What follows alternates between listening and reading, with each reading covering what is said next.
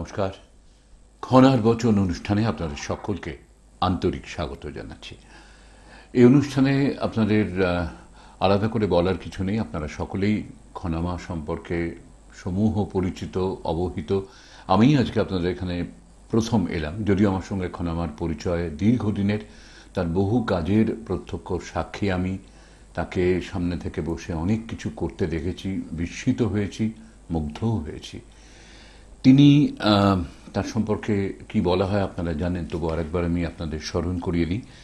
খনার ভিটায় জন্ম তাঁর, ইনি ভারতের অলঙ্কার, অন্তরের সন্ন্যাসিনী, বাংলা তথা জগতের জ্যোতিষ জননী, ভক্ত মঙ্গলার্থে পরমাত্মার পরম সাধিকা খনামা। প্রতি শুভ যুগে ব্রহ্মময়ী তপস্যা, উগ্রতারা, দশমহাবিদ্যা, নবগ্রহ, অর্ধনারীশ্বর, পারিজাত নীল সরস্বতীর মহাযজ্ঞ করেন। দেশে বিদেশে অগণিত ভক্ত যার যোগতন্ত্র দ্বারা উপকৃত। সুদীর্ঘ সময় তিনি নানা অসাধ্য সাধন করে চলেছেন। তন্ত্র, যোগ, জ্যোতিষে যিনি চিরদিনই পারদর্শিনী, পরমাত্মার একমাত্র সাধিকা খনামা। তার গুরু মহাযোগী ত্রৈলঙ্গ স্বামীর কৃপায় স্বমহিমায় জলে ভাসমান অবস্থায় সুদীর্ঘকাল তপস্যারতা মানব কল্যাণে। এই মহাশক্তি বলেই বাস্তুজনিত বিবিধ সমস্যার তিনি অত্যন্ত দ্রুত সমাধান করেন সবার কল্যাণার্থে। আর তার এই কাজ আরও বেশি প্রসারিত করার জন্যে দিগদর্শন বহু ভক্তের এবং কিছু মানবিক বোধসম্পন্ন মানুষের সহায়তায়। এই সব নিয়েই আমাদের খনামা আজকেও আমাদের এই খনার বচন অনুষ্ঠানে রয়েছেন। কি বলবো, তোমাকেও আজকের অনুষ্ঠানে স্বাগত। আমি চলে এলাম তোমাদের কাছে, কারণ তোমাদের সাথে অনেক কথা বলবার আছে। তোমাদের সাথে অনেক কথা বলবার আছে, তার মানে কি, তোমরা আমার জন্য অপেক্ষা করে থাকো। বহুদিন, কিছুদিন যখন আমি থাকতে পারি না, যখন আমার রেকর্ডিং প্রোগ্রামগুলো চলে, তোমরা ব্যাকুল হয়ে ফোন করে করে বলো, মাগো তুমি কি নেই? আমি বলি তোমাদেরকে, দেখো বিভিন্ন কাজের সাথে তো তোমাদের মা যুক্ত আছে। যেমন মায়ের আশ্রম আছে, তেমন মায়ের বিভিন্ন মঠের সাথে, বিভিন্ন আশ্রমের সাথে মা যুক্ত আছেন। আদ্যাপীঠের সাথে মা যুক্ত আছেন মনে প্রাণে। আদ্যাপীঠে মাঝে মাঝেই যেতে হয়। শুধু আদ্যাপীঠের, শুধুমাত্র দক্ষিণেশ্বর আদ্যাপীঠ নয়, আদ্যাপীঠেরও বিভিন্ন বিভিন্ন মন্দির আছে, সেখানেও মাকে যেতে হয়। এবং মঠেরও, আমাদের রামকৃষ্ণ মঠেরও বিভিন্ন বিভিন্ন মঠ আছে, যেখানে যেখানে যে যে স্থানে সেখানে ডাক আসে, আর ডাক আসে বিভিন্ন অনুষ্ঠানে, ধর্মীয় অনুষ্ঠানে। যেখানেই ধর্ম আলোচনা, যেখানেই মন্দির, সেখানেই তোমাদের মায়ের ডাক আসে। তাই মাকে চলে যেতে হয় ছুটে সেখানে। একটু বেশি দূরে হলে তাহলে বেশি দিন সময় লাগে, তখন এসে প্রোগ্রাম করার সময় পাই না। তার উপরে চেম্বারগুলো তো আছে, প্রোগ্রামে না আসলেও চেম্বারে তো আসতেই হবে, তোমরা তো ছাড়বে না। সেই কারণে সেই সব কাজ মিলিয়ে আমি আছি তোমাদের জন্য। তো আজকে এসে গেছি। আজকের কথা হচ্ছে, সব থেকে বড় কথা, আমি এই যে খুব সুন্দর করে আবেগের সঙ্গে তোমাদেরকে বলি যে একা ভালো থাকা নয়, সকলে মিলিত হয়ে ভালো থাকাকেই ভালো থাকা কয়। সেই জন্যই মন আমার এত ব্যাকুল হয়। যেখানে যাই, যেখান থেকেই পারি, যে কোনো বিষয় নিয়ে সংগ্রহ করে আসি, কিভাবে আমার সন্তানদের ভালো হবে। সেই কারণেই তোমাদের আজকে বলা। অনেকের মুখে জানো, এই যে বাইরে বাইরে বহু গেলাম বেশ কিছুদিন ধরে, আবারও ডাক আসবে, আবারও যাব। তো এই যে বাইরে বাইরে যাওয়া, বহু মানুষের কাছ থেকে শোনা, বহু মানুষের চাহিদা পূরণ করার চেষ্টা করা, সেগুলো থেকে বুঝতে পারলাম সব থেকে কষ্ট মানুষের মানুষ হওয়া। মানুষ না হওয়াটা সব থেকে বেশি যন্ত্রণা। আর মানুষ হতে গেলে বড় বেশি স্ট্রাগল করতে হয়, সমস্যার সম্মুখীন হতে হয়। কত মানুষ হয়ে রয়েছে স্ট্রাকচারটা মানুষের, কিন্তু মানুষ হওয়া তার এখনো অবধি হয়নি। মানুষ হওয়ার চেষ্টা করছে কিন্তু হতে পারছে না। তার কারণ আমরা জানি না, আমরা সেই গানে শুনেছি, মানুষ মানুষের জন্য, জীবন জীবনের জন্য।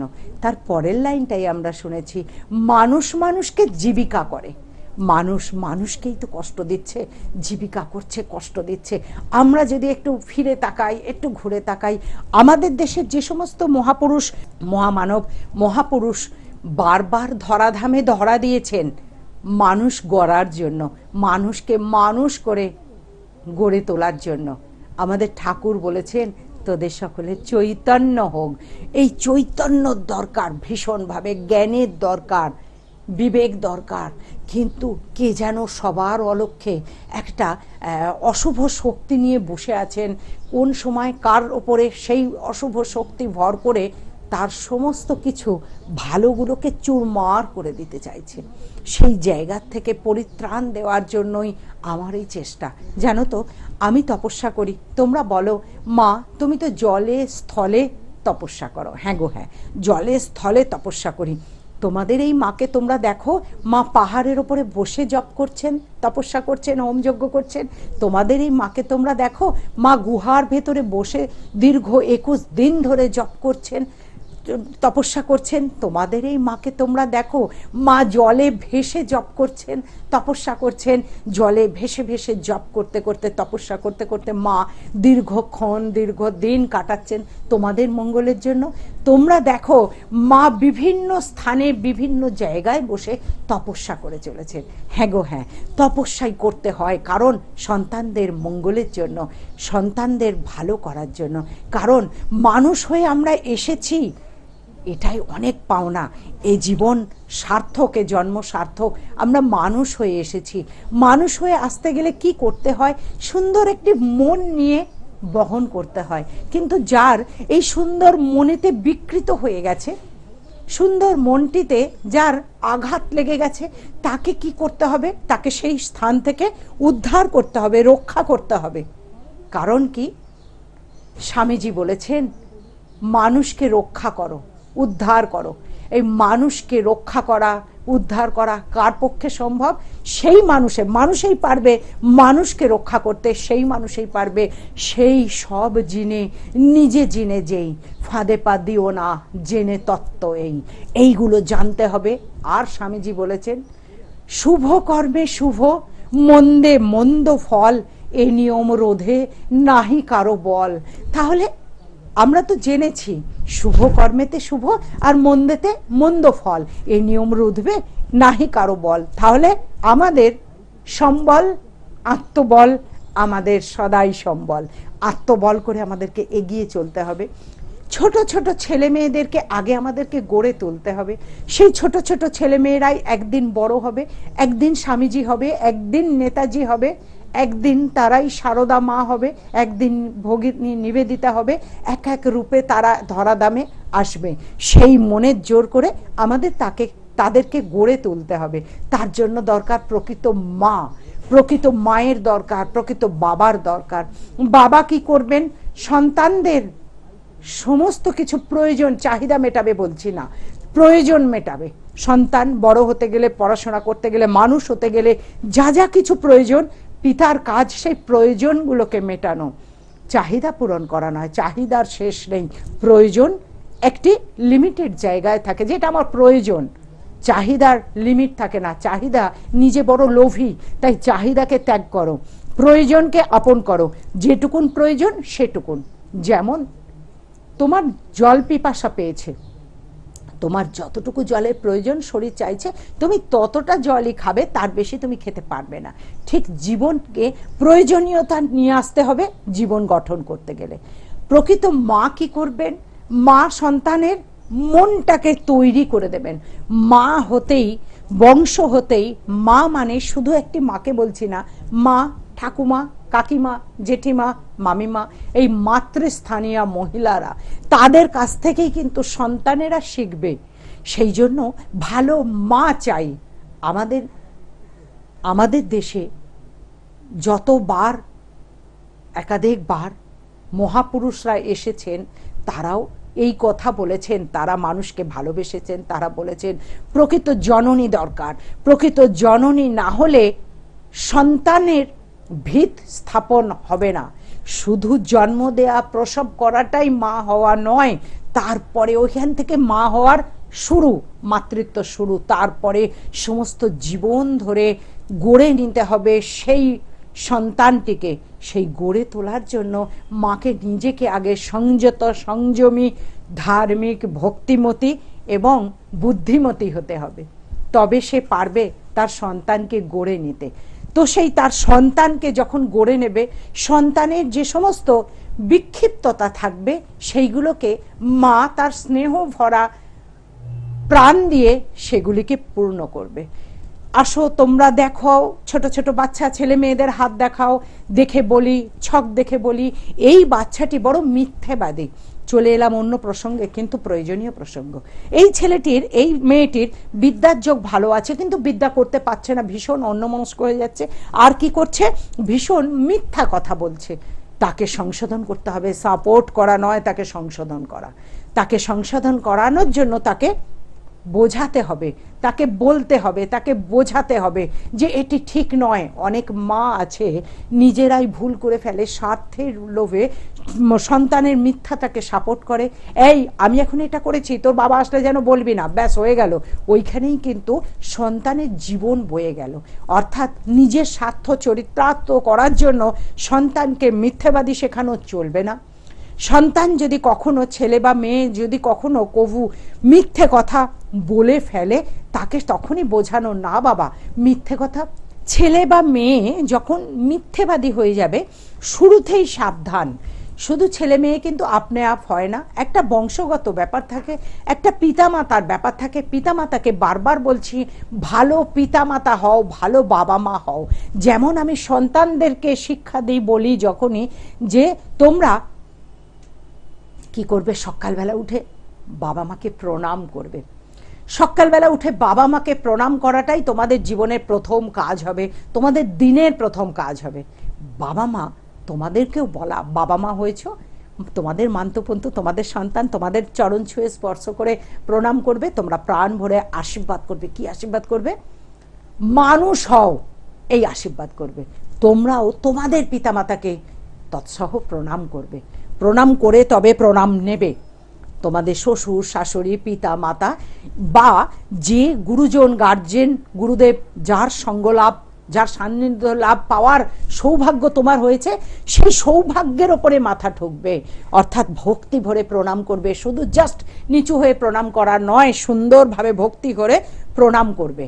এই যে কাজ, এই যে কাজগুলো করা, এগুলো করবে, নিজে করবে, সন্তানদের শেখাবে। তো একদিন যে কথায় ছিলাম, চেম্বারে একটি বাচ্চাকে নিয়ে মা এসেছে। আমি বললাম পড়াশোনাতে মন বসাতে পারছে না, ভীষণ মিথ্যে কথা এবং রাগ, তেজ, মুখে মুখে কথা বলা শিখেছে। ঝরঝর করে মাটি কাঁদতে থাকলো। হ্যাঁ মা, তুমি ঠিক ঠিক বলেছো, কি করে আমার সন্তানকে ফেরানো যাবে, তুমি বলে দাও, পথ বলে দাও। আমি সন্তানটির সাথে বেশ কিছুক্ষণ কথা বললাম। শুধু ছক করে দেয়া আমার কাজ নয়, জীবন গড়ে দেয়া আমার কাজ। আমি সন্তানটির সাথে কথা বললাম। আমি বলে ছেলেটিকে বললাম, তুমি এত ভীতু কেন? সজাগ হয়ে বললো, না আমি ভীতু নয়, আমি কারুকে ভয় পাই না। আমি, তুমি ভয় পাও না বাবা? বললো, না আমি কারুকে ভয় পাই না, আমি ভীতু নয়। আমি বলছি, তুমি যদি ভীতু না হও, তাহলে তোমার বন্ধু যখন তোমার সাথে কথা বলে, তুমি তাকে মিথ্যা কথা বলো কেন? তোমার মা যখন তোমার সাথে কথা বলে, তুমি তাকে মিথ্যা কথা বলো কেন? বলছে, ওটা আমি বলবো না। তাই? কেন বলবে না? বলছে, আমি বলবো না, ওটা আমি গোপন করতে চাই। বাবা, গোপন করতে চাও, তার মানে তুমি ভয় পাও। ভয় না পেলে কেউ গোপন করতে চায় না। তুমি, তোমার মা তোমাকে এই সময় মোবাইলটি ঘাঁটতে বারণ করেছে, তুমি কিন্তু ওই সময় মোবাইলটি দেখছিলে।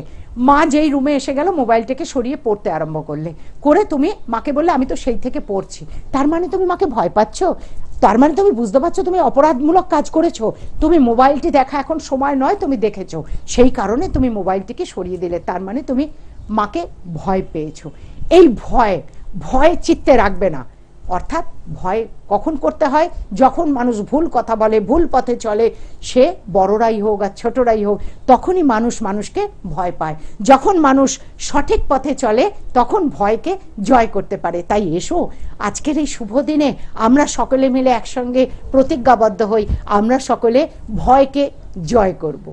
এসো সবাই মিলে ঈশ্বর সাধনা এবং গুরু সাধনা করি। আর ছোটদেরকে বলি, তোমরা পিতা মাতাকে ভক্তি শ্রদ্ধা আর ভয়কে জয় করো। আর সরাসরি যারা মার সঙ্গে যোগাযোগ করতে চান, কোথায় কোথায় মাকে পাবেন একটুখানি আপনাদের জানিয়ে দিই। বারাসাত যশোর রোডে হাটখোলা মোড়ে পুরনো শিব মন্দিরের কাছে বিবেকানন্দ অ্যাপার্টমেন্টের 3 তলায়, প্রত্যেক শুক্রবার বনহুগলি পেট্রোল পাম্প স্টপেজে অর্থোপেডিক হসপিটালের সামনে 28 নম্বর ঋষি অরবিন্দ সরণিতে, প্রত্যেক শনিবার ঢাকুরিয়ায় 5 নম্বর কালীবাড়ি লেনে ঢাকুরিয়া কালী মন্দিরের কাছে। এইসব জায়গা থেকে, অর্থাৎ বাংলার বাইরে থেকে যারা যোগাযোগ করবেন, বেশি দূরের জায়গা থেকে, তারা ফোন করবেন যে নাম্বারে বলে দিই, 9831058429, 9831058429। আর অন্যান্যরা ফোনে যোগাযোগ করবেন 9831070429 এই নম্বরগুলোতে। একেবারে শেষে আজকে মা, তাহলে মনের কথা বলে যেতেই হবে এখন চলে, সময় আমাকে এই কথাই দিচ্ছে বলে আমি কথা দিলাম আবার আসবো চলে, ঠিক সময় হলে সকল মনের কথা উজাড় করে দেব বলে। কারণ তোমাদের ভালোবাসি বলে। বহু আশা নিয়ে আমি এলাম এই পৃথিবীতে, মানুষের মাঝে ভগবান আছে সেটি খুঁজে নিতে। তোমাদের সকলের চৈতন্য হোক, তোমাদের সকলের মঙ্গল হোক, মঙ্গলময় ঈশ্বর সদাই তোমাদের সঙ্গে থাকুন। তোমরা সকলে অনেক ভালো থাকো, অনেক ভালো থাকো, অনেক ভালো থাকো। তুমি